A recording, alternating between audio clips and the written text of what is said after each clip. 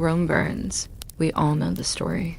Soaring marble palaces fall to ashes, golden statues melt like wax crayons, and thousands are left homeless. Yet amid the flames, one man supposedly fiddles, Nero. He might have played on a lyre. History notes that he liked the instrument, but we know he played no instrument better than ruler. He took the diadem from his father, set Rome aflame, and then blamed it on Christians. The victims he persecuted, those he didn't kill himself, were imprisoned, tortured, forced to confess. And some say Nero stood amid the ruin and poured wine. This infamous image comes from Suetonius. He wrote, he exhibited also the greatest indifference to the calamity of others being actually seen. They say at one and the same time, playing on a lyre in the country, and pouring wine and giving orders that the fire should not be extinguished, and thus both the flames and his own villa might spread the more rapidly. Did he really watch Rome burn? Well, that's debatable. Nero's characterization is often negative. His mother, Agrippina, poisoned. His wives, Poppaea and Sporus, dead by questionable means. 3 of his children died, 1 thrown off a tower by him. He debauched and indulged and pursued decadence. Under Nero, Rome changed. It became, in Cassius Dio's words, a city wholly given over to pleasure, greed, lust, every species of viciousness, and moreover, envious and malicious, so that mutual hatred took the place of former affection. And yet he was popular in his own lifetime. His face was on coins. His successors erased it. His image was on buildings. His successors erased it. His name was invoked in prayers. His successors banned that too. So what did Nero really do? Let's look beyond the lurid tales and see what he accomplished. First, a quick reminder. What is this channel? Our videos are documentaries. We research, write, and narrate them all ourselves. We release new ones every week. Please support us. Now back to Rome. In our previous episode, we discussed Nero's family, how his mother set him up to succeed, and how he took revenge when she overstepped. That left us at the death of his mother, Agrippina. Nero was just 23. He had to show he was in charge.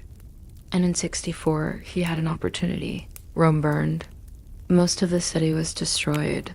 Nearly 500,000 people were homeless. Nero surveyed the wreckage. What should he do? Some wanted retribution, vengeance against the supposed arsonist. The Jewish historian Josephus thinks Nero blamed Christians. Others blamed the emperor's own poor planning. The old city was overcrowded, poorly designed, and full of flammable material. Still, there were voices of reason. The philosopher Plutarch thought the disaster was an act of providence, a way to punish Rome for its vices. But Nero needed action. He rebuilt, and he rebuilt big. His engineers cleared the rubble and redesigned the city. It was wider, more orderly. Streets were straight, buildings uniform. New aqueducts brought fresh water, and new sewers carried away the waste. Of course, he favored the wealthier. Housing was costly. Those who lost everything could not rebuild. They moved to the suburbs. But Nero made money from the rebuilding. He sold cheap land to the rich. These were prime lots, and they appreciated quickly. Other land he bought himself, and that land would become the center of his vanity projects. Eventually, Rome would recover. By 80 A.D., it was larger than before. New markets bustled, new houses gleamed, and the Senate and the wealthy elite praised Nero for his foresight and generosity. Here's a detail about that reconstruction. Many of the lower classes resented the rebuilding, and they rioted. It was not long before Nero found new enemies to persecute, but in the meantime, he had other interests. In 65, he met Pythagoras, a Greek musician, and he began to study music. Pythagoras was a master of several instruments, and he likely taught Nero. Nero also studied poetry and acting. His first tutor was Seneca, but soon he had a new teacher, Burrhus, the freed slave. Burrus taught him rhetoric and coached him on performances, and then came the public shows. The year was 66. Nero decided he would play the lyre at the Naples festival. He won the prize, according to the accounts. That meant he could perform anywhere in the empire. Instead, he confined himself to Rome. He played in taverns and brothels. Then he stepped up to the gladiator games. It wasn't unheard of for emperors to participate, but Nero went further. He fought, he performed, he entertained. It says he killed 3 condemned men and completed a chariot race that another charioteer abandoned. We don't know how good he was, but we do know that he loved the applause. That love would grow. Rome roared when he arrived, when he entered the chariot races or threw gold coins from a tower or raced down the streets in his quadriga. He wanted more, though. He wanted to make his mark on the city, and he started with the road. Imagine this. You are driving down a street in Rome. You pass a butcher shop with meat in its window. You smell spices from a vendor stall. You hear children screaming and a donkey braying. And then you see it. The road before you has been covered in white marble. The joints are smoothed over. The surface shines. You have traveled the Appian Way. You have walked the Via Sacra. You have passed through the Forum. But you've never seen a road like this one? It's the Via Ardeatina, and it's just the beginning. From 66 to 71, Nero constructed roads all over Rome, about 100 kilometers of them. They cut across the city, connecting market squares to temples, aqueducts to gardens. Some were wide enough for 2 chariots to pass, and many had sidewalks. They might seem unremarkable today. After all, most Romans had no cars to drive, but they were then. The roads were a marvel of engineering. They crisscrossed, they arched, they rose over ancient foundations. Some even had drains, but their beauty was not enough. Nero wanted to transform Rome, so he commissioned new structures, a lighthouse on the shore, baths in the city, a temple dedicated to all gods. But that was nothing compared to his golden house. It was massive. 39 hectares of manicured gardens and fancy architecture. It surrounded a central courtyard, adorned with fountains and pools. Within that complex was a colonnaded walkway, a library, shops, living spaces, even a farm. It was all luxurious, all gilded. Only Nero could afford such excess. Construction finished in 68. The empire was in turmoil. Civil war had broken out in Galba. Otho and Vitellius had taken turns on the throne. Nero survived thanks to his allies in the Praetorian Guard. When the fighting ended, he returned to his palace, only it was too damaged. Earthquakes and fires had struck. So he cleared the ruins and expanded his house. What happened next is infamous. Rome burned again, and Nero blamed the Christians. We've covered that before. He watched the city burn, he played the fiddle, and he crushed his opponents. Yet, amid the chaos, he did something else, something strange. He recorded his songs. How do we know? Well, because Pliny the Younger mentions it. Pliny was Nero's friend. He was a young senator who had written poetry in his youth. According to Pliny, Nero confided in him, saying he had written 4 books of tragedies and 3 of satires, and would have many more books of each if he wasn't afraid of showing his skills. You see, Nero was aware of his limitations. He knew he was a better performer than a poet. Pliny said, I think that this was merely his way of prevaricating, for he had really composed more verses than this, but he wished to appear to slight his art. He therefore feigned diffidence, and in truth, he feared to exhibit his talents lest he should outshine himself. So Nero recorded his songs. We have 2 of them, lyrics and music. One is about a charioteer, the other about 2 lovers, Daphne and Crocus. Both are set to lyre and cithara, and they have echoes of Greek song. One reason Nero studied music, it seems, was to improve his voice. So he sang, he acted, he wrote, he performed, and he delighted in his art. But Rome was not delighted in him. The civil war had exhausted the provinces. Senators hated his excesses. Soldiers despised his weakness. His court grew suspicious. Finally, in 68, a plot formed. His own grandmother, Julius Cythera's, conspired to kill him. Nero was only 30. He had ruled for 12 years. His wife, Poppaea, was dead. Sporus awaited him in a new marriage, but his Praetorian Guard remained loyal. He confiscated the conspirators' property, and he punished the nobles. Then he escaped to Greece. He planned to raise an army, seize Rome, and restore his dynasty. But the governor of Greece welcomed him, not as emperor, but as honored guest. In Bithynia, he heard the news. Rome had declared him an enemy of the state. Nero had options. He could have fled east, raised armies, perhaps marched on Rome, but he chose something else. With his sword, he killed himself. So that was Rome under Nero, arsonists and actors, palaces and poets, civil war and court codes. You can learn more about the origins of Christianity in Rome during Nero's persecution. And next time, we'll examine another legendary Roman, Caligula. You can find more about both on our website. Meanwhile, please subscribe. Our videos are documentaries. We research, write, and narrate them all ourselves. We release new ones every week. The footsteps grow softer now. The sounds of the street fall away. Imagine yourself not in the crumbling tenements, but inside a vast, dimly lit corridor of polished marble and golden light. The air smells faintly of incense, sweet, smoky, and slightly cloying. There are servants everywhere, silent and watching. At the heart of it all sits a man draped in purple. His name is Nero Claudius Caesar Augustus Germanicus, but history remembers him simply as Nero. Tonight, we are not here to judge, only to observe, to listen, and to wonder. Nero became emperor at the age of 16. He was the last of the Julio-Claudian line, the great dynasty that traced its origins to Julius Caesar himself. But his early days on the throne were not entirely his own.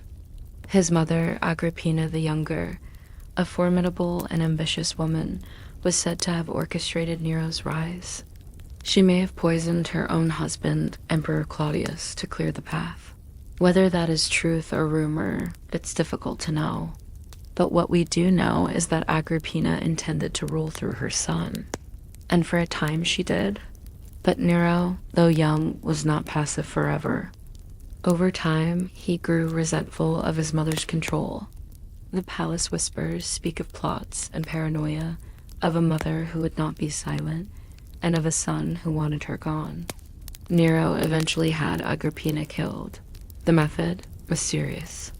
Some accounts say he tried to drown her with a collapsing boat. When that failed, he turned to more direct measures. But the sources Suetonius, Tacitus often wrote with bias. They painted Nero as a monster, but they also knew their audiences craved scandal. What's clear is this: after her death, Nero changed. An artist on the throne, you might expect an emperor to take interest in war, diplomacy, conquest. But Nero fancied himself a poet, a singer, an actor. He performed in public, a shocking thing for a Roman noble, let alone an emperor. He played the lyre, recited tragedies, and even took part in theatrical contests. To many senators and nobles, this was humiliation. To Nero, it was freedom. But freedom for an emperor often meant no limits. He spent vast sums of money on artistic pursuits. He built extravagant palaces. He surrounded himself with flatterers and hangers-on.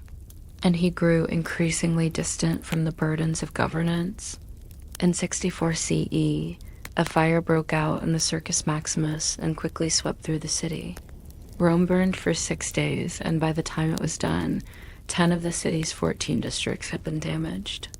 3 were utterly destroyed. We do not know how it began. Some blame the summer heat, the crowded wooden buildings, or a simple accident. But others whispered that Nero himself had ordered it. Why? Because he had a vision. He wanted to rebuild Rome in his image, a new, grander city with wide boulevards and gleaming marble. The most enduring image of this tragedy is of Nero standing on a balcony, watching the flames with cold fascination, playing his lyre, comparing the fire to the fall of Troy. But there's a problem with this tale. He likely wasn't even in Rome when it began. He was in Antium, his villa by the sea. Historical records suggest he rushed back when the fire began, opened his private gardens to the homeless, and even paid for relief efforts from his own purse. Still, rumors persisted, and when the people began to murmur, Nero needed a scapegoat. He chose a small, obscure sect, followers of a man recently crucified in Judea, the Christians. They were arrested, tortured, and executed in brutal public spectacles. This is where many historians mark the beginning of Rome's persecution of Christians, a moment when politics, fear, and cruelty intersected in the firelight. After the ashes cooled, Nero built his dream. The Domus Aurea, or Golden House, was no mere palace. It was an entire complex of pavilions, fountains, gardens, and banquet halls. One room had a rotating ceiling, mimicking the movement of the stars. Walls were gilded, ceilings encrusted with gems. It is said that guests were showered with flower petals and perfumed mist. But while Nero lived in splendor, the people still struggled. The fire had made many homeless. The rebuilding was slow, the taxes steep, whispers became anger. And anger eventually turned to rebellion.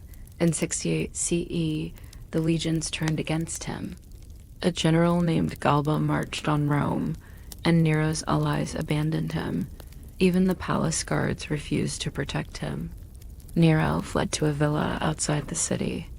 He wandered, frightened, disconnected. When he heard that his arrest and execution were imminent, he took his own life. His final words, if the stories are true, were "Qualis artifex perio," what an artist dies in me. And so ended the reign of Rome's most infamous emperor. Was he truly the villain the historians claimed? Or the victim of his own vanity, ambition, and detachment? Tonight you do not have to decide. Let him fade now, back into shadow, back into the flickering flame of memory. Rome is a city of marvels, myth, and majesty, a place that has captured human imagination for centuries. And yet, beneath its grandeur lies a darker side, a legacy of betrayal, murder, and madness.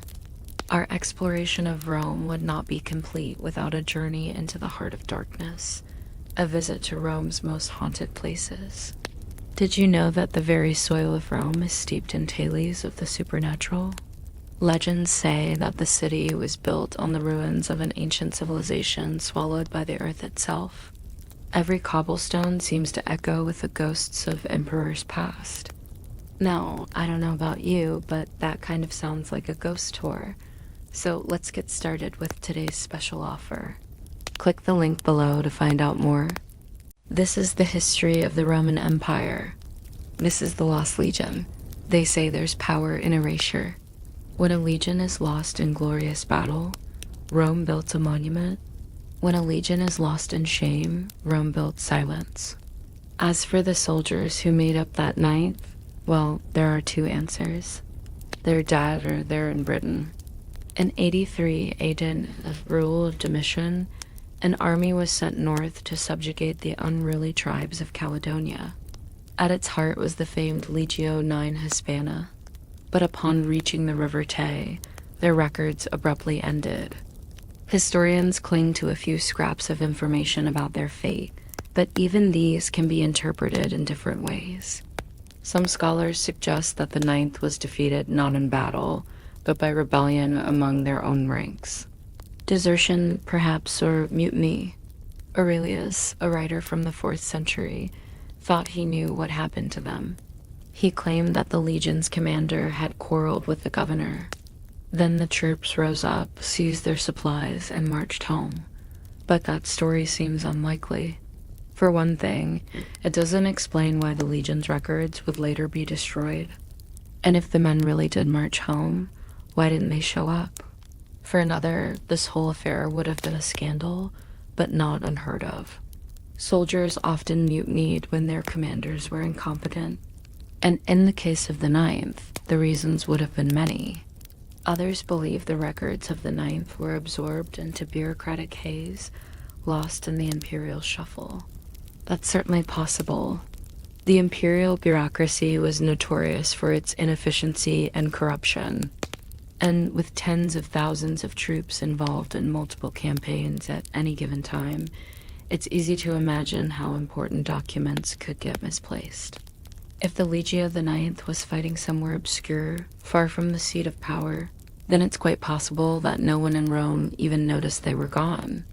But what if there's something more, something darker behind their disappearance? The historian Tacitus, who lived during the reign of Nero, gave voice to the most haunting theory. According to him, as the Ninth approached the River Tay, they were utterly defeated by the Caledonian tribes. Not by arms, but by guile, by mist and magic. In the Roman imagination, the northern tribes were associated with primal forces, uncivilized and driven by untamed spirits. The idea that they used mist and magic to deceive the Romans isn't surprising. And according to Tacitus, that's exactly what happened to the Ninth. They vanished into thin air. Here's what he wrote.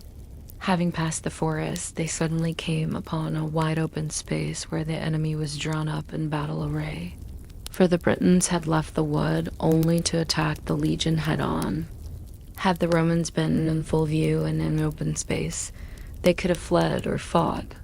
But as it was, they were surrounded by so great a depth of hostile country, and the foe was concealed in such thickets that they could not tell which way to go, nor indeed whether they were pursued or attacked from ambush.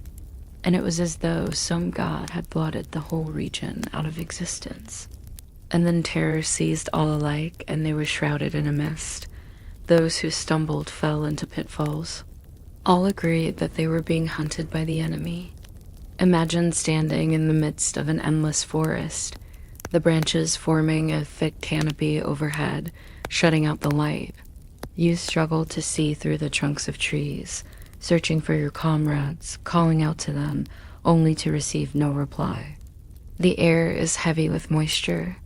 The ground is spongy beneath your feet. And as you move forward, you hear a low murmur in the trees, growing louder, closer. Then out of the corner of your eye, you see movement, dark shapes shifting in the gloom, and you run. You don't stop running until your lungs burn and your legs scream for mercy. You collapse in a cold sweat, only to find yourself still within the forest. The darkness presses in on you, suffocating you. You cry out, but your voice is swallowed by the trees and you are lost. The truth is, we may never know what happened to the Ninth. Their disappearance is a wound in the fabric of history, a gap in the record that cannot be filled. All we have to go on are the fragments of their story, pieced together by scholars, each with their own theories, each trying to make sense of what happened in those mists of Caledonia.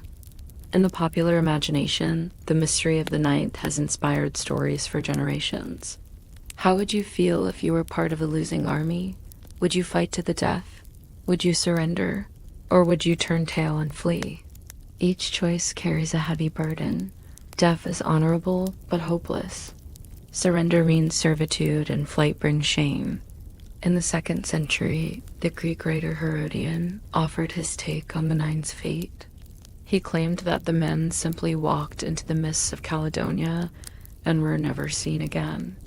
There's no fighting in the woods, he said, nor ambushes or bloodshed. No, the men just disappeared without a trace, as though the earth had swallowed them whole. They vanished into thin air, leaving behind nothing but rumors and speculation. If you want to explore further, I encourage you to read the works of those ancient historians. Dig into the details, sift through the evidence, draw your own conclusions. But in the meantime, I have my own vision of what might have transpired. Let's imagine the forest of Caledonia. The trees are tall and ancient, their branches intertwined to form a thick canopy overhead. The air is heavy with the scent of pine and damp earth. The sound of birdsong is replaced by an eerie silence, and through it all, there is a sense of unseen eyes watching from the shadows.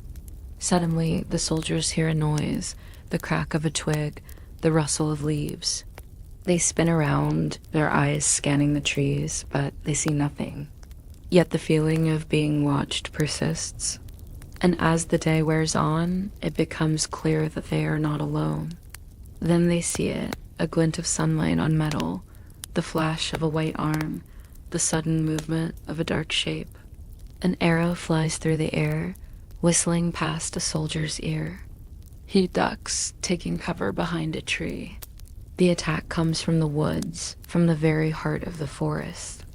The soldiers stand their ground, their swords flashing in the dim light. They fight back against the unseen attackers, hacking at the trees, slashing at the undergrowth.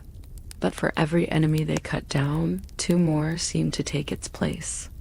And as the battle rages, the soldiers grow weary. They're exhausted, hungry, thirsty. And as night begins to fall, their hope begins to fade. They call out to each other, but their voices are lost in the trees. They try to rally, but their courage is failing. And as the darkness deepens, the attacks become more desperate, more frenzied. Suddenly, a figure steps out of the shadows. He's tall and muscular, his face painted in woad, a sword dripping with blood in his hand. He raises his head and lets out a war cry that echoes through the forest, and the soldiers break. They run for the hills, stumbling over one another in their haste to escape. They don't stop running until they reach a clearing. There in the distance, they see a flickering light. Hope surges through them. Maybe they can still escape the forest. Maybe they can still survive. They search forward, desperate to reach the safety of the camp. As they approach, they can hear the sound of laughter and the smell of cooking meat, but as they get closer, their faces fall. The clearing is deserted. The tents are empty. The fire's cold. The camp has been abandoned. They are alone in the forest, surrounded by their enemies. Now, I ask you, what would you do in that situation? Imagine the terror, the desperation, the struggle to survive. And then picture the moment when all hope is lost, when the darkness closes in and the cries of war fill the air. But what if the end wasn't the end? What if there's more to the story, more to the legend of the ninth? Well, that's for you to decide. The truth is, we'll never know what really happened in the mists of Caledonia. All we have are the whispers of the past, the fragments of a broken record. But perhaps that's where our story begins, because the silence of the ninth can tell us as much as their deeds, their disappearance a testament to the mysteries that still linger at the edge of our knowledge. So now, let the silence of the ninth settle around you like fog. Let them vanish once more into the folds of history, because next we return to Rome. Behind us, the endless columns of the Appian Way, the clatter of chariot wheels, the murmur of merchants hawking their wares. And ahead, the looming presence of Rome, eternal city of marble and might. Welcome to the heart of the empire, where the air is thick with ambition and intrigue. It's time to step inside a Roman villa. Here, beneath the watchful gaze of Caesar, life is a game of strategy and survival. Prepare yourself for a world of danger and deception. We've heard stories like this before, right? Groups of elite soldiers, special forces, whatever you want to call them, they go into hostile territory on a mission, and they just disappear without a trace. Sometimes years later, something will turn up that suggests a grim demise. Maybe a few bones here, a ring there. Oftentimes nothing.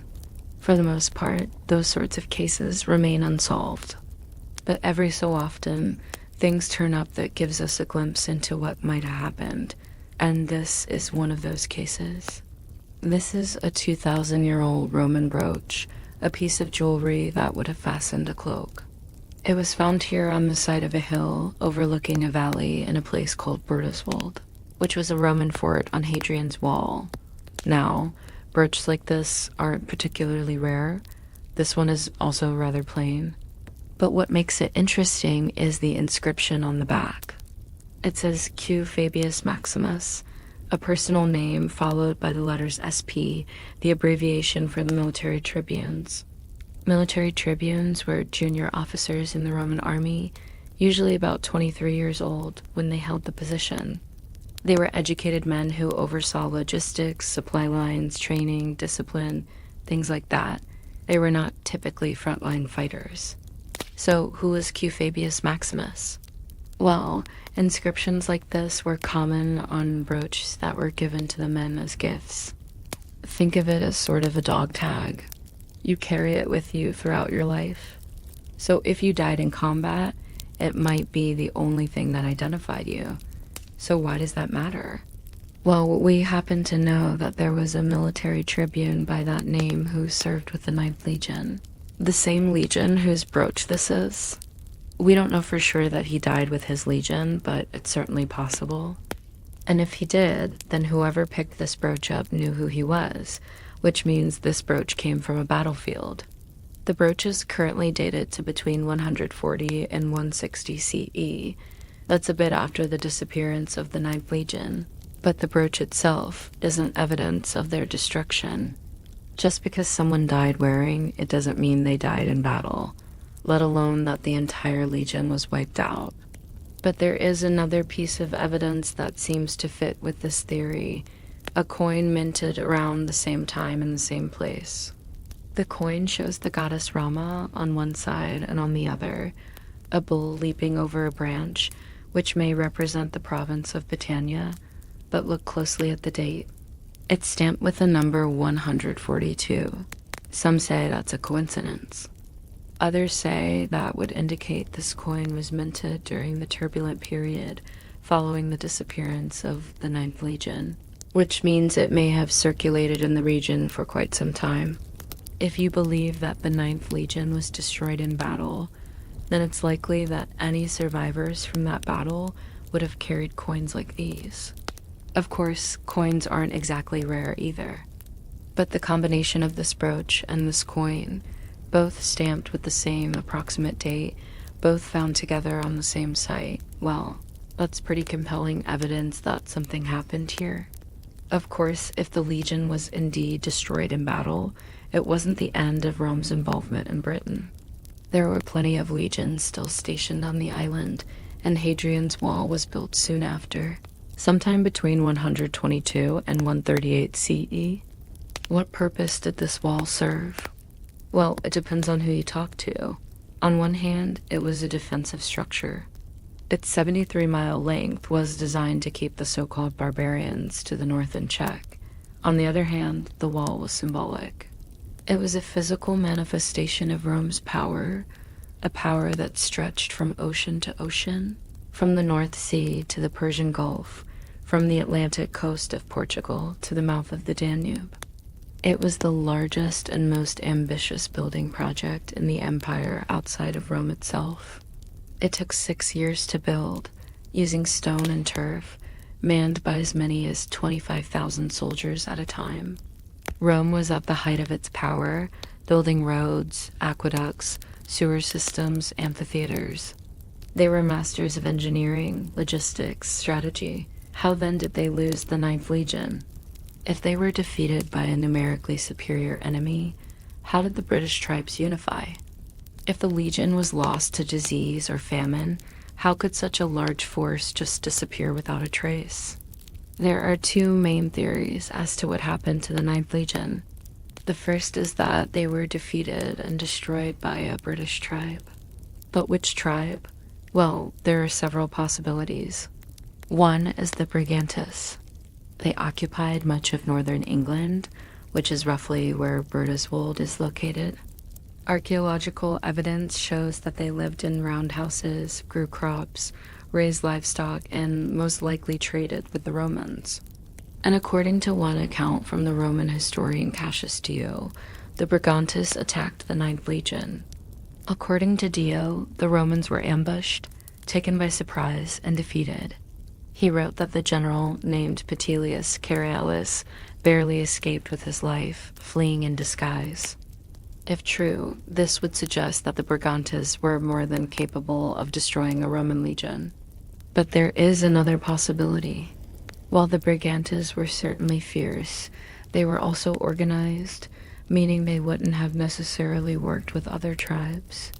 The man who defeated the Ninth Legion could have been a charismatic leader who inspired other chieftains and small tribes to unite against the Romans.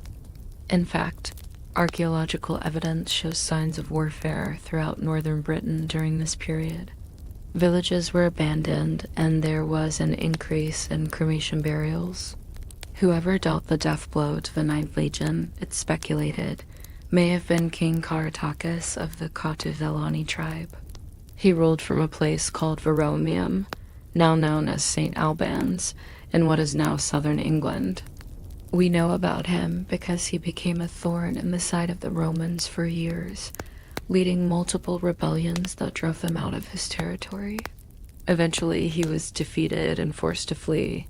He would have known the strengths and weaknesses of the Roman army, would have known their tactics, maybe even spoken their language. If anyone could have united the disparate tribes of northern Britain and ambushed the Romans, it would be him. There is one more piece of evidence that may shed light on the fate of the Ninth Legion, a passage written by the Roman philosopher and senator Pliny the Younger, who visited Britain around 75 CE. So shortly after the disappearance of the Ninth Legion, he wrote, "The whole of that island is held by the Roman people, though the very ends of it are so little known that we do not even know whether they belong to Britain or to Gaul." Could the people of northern Britain have hidden the bodies of the Ninth Legion, erasing all evidence of their defeat? Perhaps, or maybe, just maybe, the Legion didn't die in battle at all. Maybe they simply disappeared, walking away from the Legion and hiding in the mists of Caledonia. But if that's true, why? Did they abandon the army? Did they mutiny? Or did something else happen? We may never know.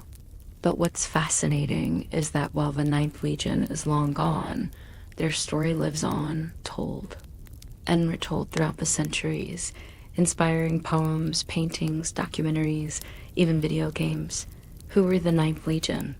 They were men of flesh and blood who made real-life decisions with real consequences. Men who loved and lost and laughed and cried, just like you and me. All we have to remember them is a coin and a brooch, both inscribed with a single name. And now let us travel back to ancient Rome and experience what daily life was like for the city as poor citizens. Our journey starts in the heart of Rome. You navigate bustling marketplaces, shoulder to shoulder with other shoppers. Vendors hawk their wares. Merchants count out change, customers argue over price and quality. And everywhere there is movement. The cobble streets are alive. The crush of people, the clatter of carts, the bleating of goats, the cries of vendors, the squawk of a startled hen. You weave through all of it, ever aware of the potential for sudden jostle, sudden snatching. In this teeming throng close by, the forum, where the great senators hold court, that farther on too is the ghetto, where men sleep shoulder to shoulder under a threadbare blanket. Around you are the shops, workshops, taverns, brothels, all stacked atop one another. Above the din, a buzz of industry, hammers on metal, looms beating out cloth, bellows forcing air into a forge. If you look up, the sky is hard to find, lost in a maze of balconies, clotheslines, drying herbs, baskets of fruit, bits of shattered mosaic, chipped marble. But somehow, even here, nature fights back. Ivy climbs over cracked stone. Vines wind around rusted chains. And even within the city walls, birds manage to build a nest. At midday, the heat grows heavy, and some of the energy flags. A man leans against a wall, shading his eyes against the glare. A donkey rests its burden, flicking its tail against flies. A woman gossips while she washes clothes in a nearby fountain. The fountain, though, that's a lure for pickpockets. Be wary. A beggar approaches, holding out a hand, eyes downcast. Do you give something? Maybe an old coin or a crust of bread. What else do you have to spare? And always there is the threat of earthquake or fire. You've seen the scars on the buildings, heard the tales of entire blocks lost to flame. Always, just always, there is danger. And yet, life goes on. The narrow streets come alive again at dusk.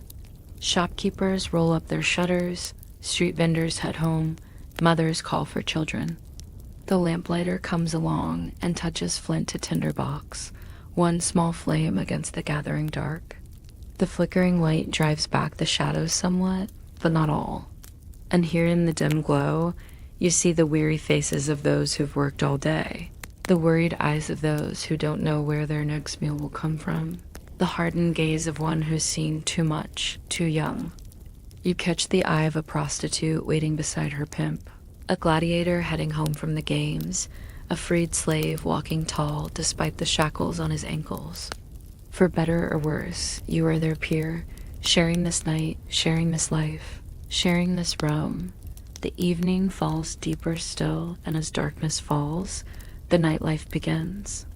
The same streets echo with a different crowd. Taverns spill out laughter and song.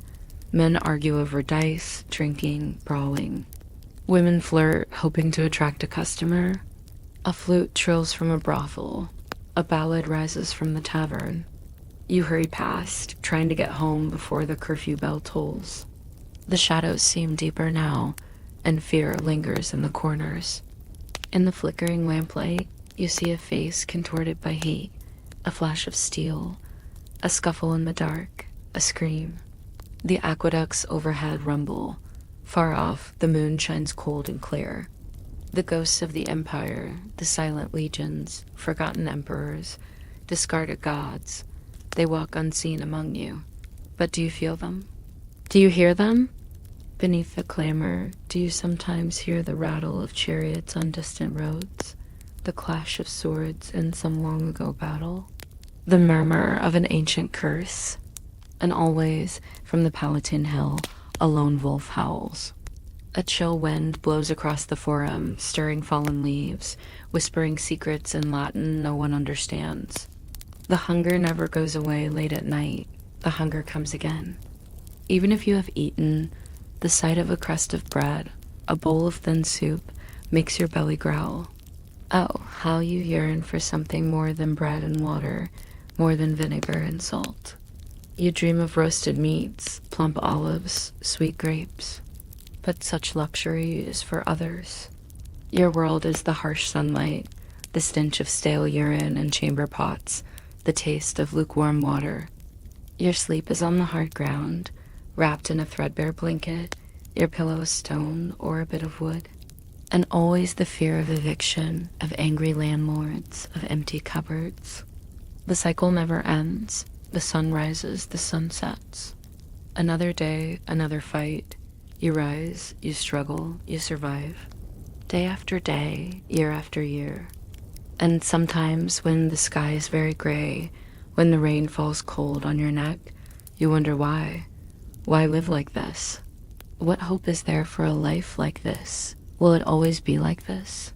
And then the answer comes because there is no other way. The wheel turns slowly in the distance. A juggler dances for coins. Beside him, a boy holds out a hat. People pass by, but few give anything. A mother with 2 children approaches. She has no money, but offers a prayer instead. The juggler looks at her, nods slowly, and throws a coin into the hat. The boy smiles, picks up the coin, and gives it to his mother. She thanks the juggler, takes the child's hand, and together they walk away. So ends our journey through the heart of Rome. You're back in your room, in your life, safe, quiet, and at peace. Sleep well.